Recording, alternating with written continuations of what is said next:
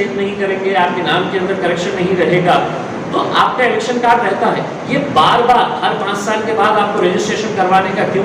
तो ये इसलिए किया जा रहा है कि इस आमदारकी की जो पद है, इस आमदारकी की पद के ऊपर कोई कुनाल खराज जैसा लड़का चुनकर नहीं आए। कुनाल खराज को कैसा दूर रखा जाए, या शारिफ नक्शबंदी ने कभी है तो इस चुनाव के अंदर हिस्सा लेगा तो ये कभी जीत नहीं पाए। तो ये सब षड्यंत्र रच रहे।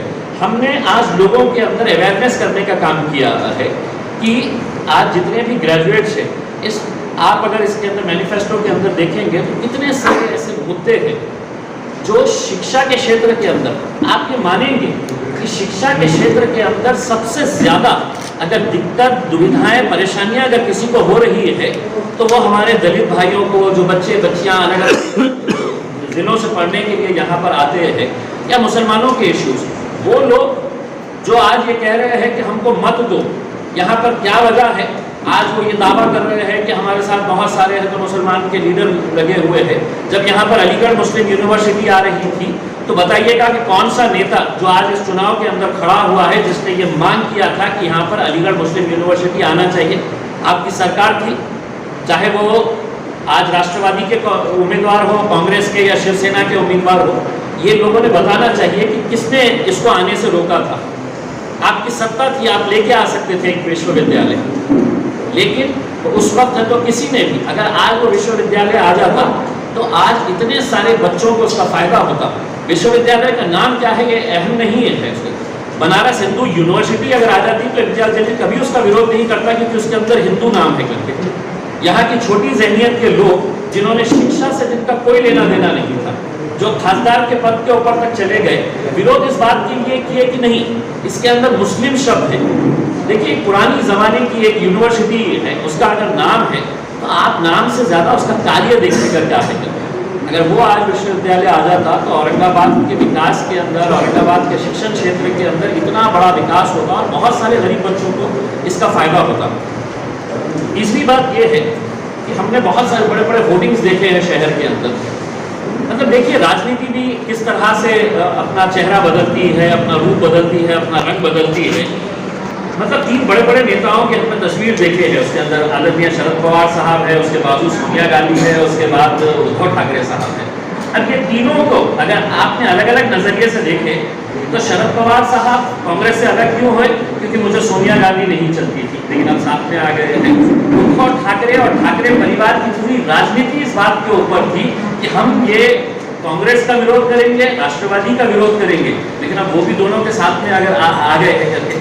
अब मैं ये तीनों उम्मीदवारों के जो प्रचार यहाँ पर चल रहे हैं, ये एक स्टेज के ऊपर ये नेता आए कांग्रेस के, राष्ट्रवादी के और शिवसेना के, और इन्होंने एक स्टेज के ऊपर खड़े रह के ये घोषणा करे कि ये इलेक्शन जो है ये औरंगाबाद पदवीधर मतदार संघ का है या शिवसेना औरंगाबाद को जो नाम दी है उसका है। एक प्लेटफॉर्म के ऊपर खड़े रह के उन्होंने बता देना चाहिए, या कैंडिडेट्स ने बता देना चाहिए कि मैं औरंगाबाद का उम्मीदवार हूँ या जो नाम शिवसेना चाहती है शहर को देना उसका उम्मीदवार। ये एक प्लेटफॉर्म के ऊपर खड़े रह के एक नाम के ऊपर समझौता नहीं कर सक रहे हैं, तो आप बताइए ये स्टूडेंट्स के मुद्दों को कहाँ तक लेकर जाएंगे? आपको देखिए 2014 में जब मैंने अपना चुनाव लड़ा था, मैंने पूरे मेरे YouTube के पूरे विजुअल्स निकाल के मैंने मीडिया को बताया था कि मैंने 2014 से 2019 जब मुझे विधानसभा के अंदर जाने का मौका मिला आप लोगों की वजह से, तो मैंने किन किन मुद्दों को वहाँ पर उठाया है करके। दुनिया से कोई चीज़ छुपी नहीं है, सोशल मीडिया का दौर है। अब ये जो उम्मीदवार खड़े हैं इन्होंने बताना चाहिए हमको कि मुझे 5 साल 6 साल का समय मिला था, मैंने आपके ये मुद्दे बताए हैं, उठाया है। ऐसे बोलिए मत, आप स्क्रीन लगाइए, वो स्क्रीन का इंतजाम हम करके देते हैं आपको, पूरा उसका जो भी खर्चा आएगा हम करवा के देते हैं। हमारे खर्चे से आप मीडिया वालों को बुलाइए, उनका नाश्ता पानी भी अगर करने का है, जो भी मीडिया का हॉल अरेंज करने का हम करवा के देंगे। लेकिन आप बताइए कि 6 साल के अंदर कितने आपने स्टूडेंट्स को, कितने स्टूडेंट्स के मुद्दों को आपने विधान परिषद के अंदर उठाया है? आज इतने सारे इश्यूज को अगर हम देखेंगे यहाँ पर कि नेट सेट PhD धारकांना मागील 10 वर्षापासून भरती नाही। आप नेट करवा ले रहे हैं लोगों को कि नहीं, हर साल बेचारे हजारों की तादाद के अंदर नहीं लाखों की तादाद के अंदर लोग जाके नेट का एग्जाम दे रहे हैं इस उम्मीद के ऊपर कि अब मैं पास हो गया तो मुझे यहाँ पे अपॉइंटमेंट होगा करके। अपॉइंटमेंट्स हो रहे हैं तो कॉलेजेस के अंदर कैसे हो रहे हैं, ऐसे अपॉइंटमेंट्स हो रहे हैं कि पोस्ट तो निकलती है लेकिन आपको 25 लाख रुपये, 30 लाख रुपये, 40 लाख रुपये देना पड़ता है। हर शिक्षण क्षेत्र का यही धंधा चल रहा है। यानी कि कुणाल खरात जैसा जो PhD पास हुआ लड़का है वो जिंदगी में कभी अगर ईमानदारी से अगर वो एक लेक्चर या प्रोफेसर बनना चाहे तो नहीं बन सकता है, क्योंकि उसको इन शिक्षण सम्राटों को 25 लाख, 30 लाख, 40 लाख रुपए देंगे तब जाकर ये शिक्षा के अंदर है तो आगे बढ़ेंगे। मतलब आप पैसा लो, जो आ रहा है उनको अपना एक शिक्षक बना लो और वही शिक्षकों को फिर मजदूर की तरह इस इलेक्शन के अंदर यादियां दो और यादियां देकर उनको पूरे उसके अंदर दौड़ाओ कि आप हमारे लिए काम करो। एक शिक्षक का दर्जा क्या होता है आप देखिएगा, उस दर्जे को इतना नीचे गिरा दिए कि आपने चाइना के अंदर अगर मोस्ट रिस्पेक्टेबल प्रोफेशन अगर कोई है तो वो टीचर्स का है, सबसे ऊंचे मुकाम के ऊपर, बाकी और किसी का भी नहीं है। ना नेता आते हैं वहाँ पर, ना MP MLA, कुछ भी नहीं है, सब शिक्षकों के नीचे आते हैं।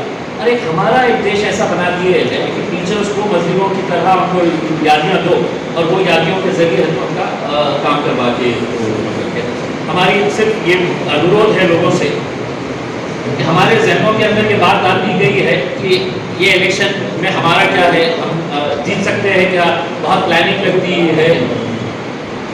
अब यही सोच जो थी ये वो सोच है जो हम औरंगाबाद से कभी है तो खासदार चुन के आ सकता है क्या, तो सब भी लोग हमको सवाल उठाते थे, लोग मजाक उड़ाते थे, आरोप लगाते थे कि अरे जबरदस्ती के है, कोई ऐसा हो सकता है क्या करके। लेकिन क्या हुआ, आज ईमानदारी के साथ अगर कहें अरुण बोर्डे, गौतम खरात साहब, अगर इनका समाज अगर नहीं रहता तो हम कभी भी नहीं बन सकते। ये समाज ने पूरी ताकत के साथ हमारा साथ दिया तो आज हम वहाँ पर लोकसभा तक पहुँचे और हम जिंदगी भर इस बात को कभी भूल नहीं सकते। लेकिन आज जो एक ऐसा माहौल तैयार किया जा रहा है, नहीं हमारा कुछ है नहीं है, हम इसके अंदर आ सकते हैं क्या, तो हम सिर्फ लोगों से अपील करने के लिए आए हैं कि एक मरतबा एक कोशिश करके देखिएगा। और कोशिशें कहते हैं ना कि फंसने वाले टूट जाते हैं, कोशिशें कामयाब होती है। तो एक बार एक कोशिश हमने कामयाब करके दिखाए थे, ये कोशिश भी हमारी पूरी रहेगी। जितना भी ग्रामीण इलाके हैं उन ग्रामीण इलाकों के अंदर जहाँ जहाँ पर भी ग्रेजुएट्स हैं हम उनसे यही अपील कर रहे हैं कि इन मुद्दों को लेकर आपने हमारे जो उम्मीदवार है कुणाल खरात उनको आप भारी मतों से कामयाब करिए। मैं आपको ये बताना चाहता हूँ कि जितने भी उम्मीदवार हैं उसमें से कुणाल खरात का जो एजुकेशन बैकग्राउंड है वो BCom, MCom, MBA, LLB, PhD, second PhD, पहली एक PhD हो चुकी है, अब मैनेजमेंट साइंस के अंदर एक सेकेंड PhD। मैं तो ये समझ रहा हूँ कि हमारे में से कोई भी इतना शिक्षित नहीं होगा जितना, अगर ऐसे लड़कों को अगर हम आगे नहीं बढ़ाएंगे तो आप बताइए जो दूसरे उम्मीदवार हैं उनका शिक्षण कितना कहाँ तक हुआ है, या हर ठेकेदार ही मतलब वहाँ पर जाएगा, जितने भी बड़े बड़े गुत्तेदार हैं वो भी अब शिक्षा के उसके अंदर चले जाएंगे, तो कहाँ पर हमारे मसले हल होने वाले हैं। वो मसलों को हल करने के लिए हमको सभी जाति, धर्म, मजहब के लोगों से हम ये अनुरोध करेंगे कि एक शिक्षित लड़के को अगर आप वहाँ पर अपनी जिम्मेदारी देते हैं तो वो छात्रों के लिए भी लड़ेगा, विश्वविद्यालय के नाम को ऊंचा करने के लिए भी पूरी कोशिश करेगा। यही हम आपसे अनुरोध है।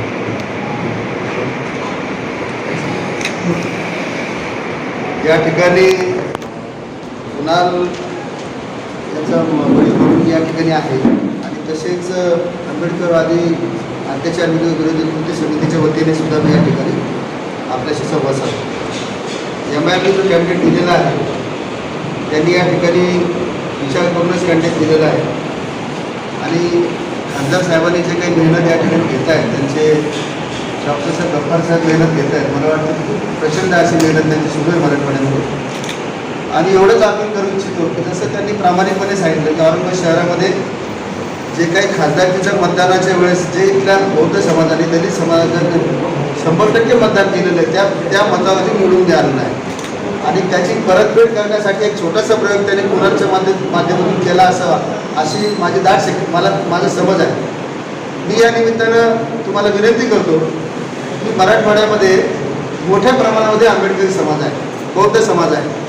आणि एकीकडे पुण्यासारखा एक उच्च शिक्षित उमेदवार आणि दुसरीकडे जर आपण नेहमी जे बघतोय भाजपचा उमेदवार आहे, त्याच्या बाबतीत काही जास्त सांगायची गरज नाही. वर्तमानपत्रात छापलेलं आहे त्याचे काय कारनामे आहेत. एकीकडे जे टेंडरवाले आहेत जे सत्तेमध्ये आहेत, फक्त सत्तेचा फायदा तर टेंडरच्या आणि ठेकेदारासाठी घेतलेला आहे, असे गेल्या अनेक वर्षापासून शहरामध्ये वास्तव्य आहे. असे जे दोन दिग्गज उमेदवार आहेत, यांच्यापेक्षा हा उमेदवार शिक्षणामध्ये नक्कीच मोठा आहे, कर्तृत्वामध्ये सुद्धा नक्कीच मोठा आहे. परंतु पैशामध्ये आणि जातीच्या संख्येमध्ये किंवा सत्तेच्या याच्यामध्ये त्याचा काही फार काही प्रभाव नाही. परंतु मला खात्री आहे की मराठवाड्यामध्ये ज्या ज्या ठिकाणी आमचं काम आहे, ज्या ज्या ठिकाणी आमचे समाज आहे, त्या सगळं बौद्ध समाज आणि आंबेडकरी समाज 100% या दोन्ही उमेदवारांना नाकारून केवळ कुणाल खरातलाच 100% मतदान करायला आमची पूर्ण खात्री झालेली आहे. आम्ही सगळ्याच्या संपर्कात आहोत आणि काही सिम्बॉलिकली मतदान नाही, ते नाव येणार आहे, नावापुढे ते खुलील त्या ठिकाणी 1-2 असं प्रायोरिटी द्यायचे आहे. तर नक्कीच मेजॉरिटीने 1 नंबरचं मतदान कुणाला मिळणार आहे. आणि नसेल समजा एखादा काही अडचणी असतील कोणाच्या, तर दुसऱ्या नंबरचं मतदान सुद्धा कुणाला त्या ठिकाणी मिळण्याची आम्हाला पूर्ण खात्री आहे. आम्ही आमच्या माध्यमातून जेवढे काही वेगवेगळ्या पक्षात काम करणारे आमचे सहकारी आहेत, तालुक्यामध्ये जिल्ह्यामध्ये हे सगळे कामात लागलेले आहेत. आणि मला वाटतं कुणाचा विजय हा फार जवळ आहे आणि लोकांना वाटत असेल की ट्रँग्युलर फाईट आहे असं आम्हाला वाटतंय. आणि याच्यामध्ये खासदार साहेबांचा जसं काही चमत्कार झाला तसा चमत्कार होण्याची आम्ही अपेक्षा व्यक्त करतो. आणि आम्हाला खात्री आहे की कुणाल हा विजय होईल आणि पुन्हा एकदा खासदाराच्या भक्कमपणे पाठीमागे उभा राहील असं